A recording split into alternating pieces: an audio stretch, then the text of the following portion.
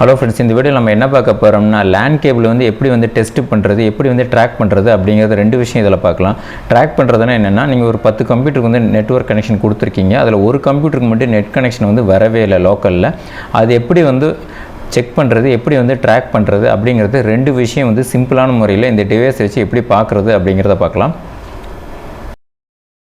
இப்போ எப்படி செக் பண்ணுறது அப்படிங்கிறத பார்க்கலாம். எந்த சிஸ்டத்தில் உங்களுக்கு LAN ஒர்க் ஆகலையோ அந்த சிஸ்டத்தில் வர ஐஓ பாக்ஸில் வந்து இந்த மாதிரி LAN கேபிள் வந்து போட்டுருங்க.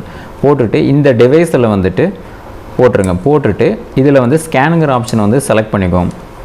இது எதுக்குன்னா, நீங்கள் இந்த ஐஓ பாக்ஸ்லேருந்து வர கேபிள் வந்து டைரெக்டாக வந்து சுவிட்சில் கொடுத்துருப்பீங்களே, எந்த கேபிளுங்கிறது உங்களுக்கு தெரியாத பட்சத்தில் ஒவ்வொரு கேபிளாக இந்த மாதிரி வச்சிங்கன்னா எந்த கேபிளுங்கிறது உங்களுக்கு வந்து இந்த மாதிரி சத்தம் கேட்கும். இப்போ பாருங்கள், இதுதான் அந்த கேபிளுங்கிறது தெரிஞ்சிருச்சு. இப்போ என்ன பண்ணோம்னா, அந்த டிவைஸை பக்கத்தில் வச்சுட்டு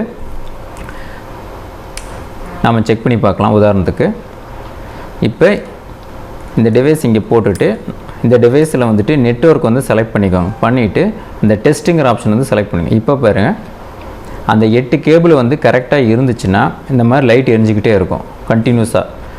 1லேருந்து 8 வரைக்கும் இந்த லைட் எரிஞ்சிக்கிட்டே வரும். சப்போஸ் உங்களுக்கு ஏதாவது ப்ராப்ளம் இருந்துச்சு, ஐஓ பாக்ஸில் வந்து ஏதோ ஒரு பின் வந்து உக்காரல, நீங்கள் கிரிமிங் பண்ணல, ஏதாவது ப்ராப்ளம் இருந்துச்சுன்னா, ஏதோ ஒரு லைட் வந்து எரியலைன்னா நீங்கள் வந்து மறுபடியும் ரீஒர்க் பண்ண வேண்டியது இருக்கும். இந்த மாதிரி தான் நெட்வொர்க் வந்து ஈஸியாக நம்ம வந்து செக் பண்ணுறது.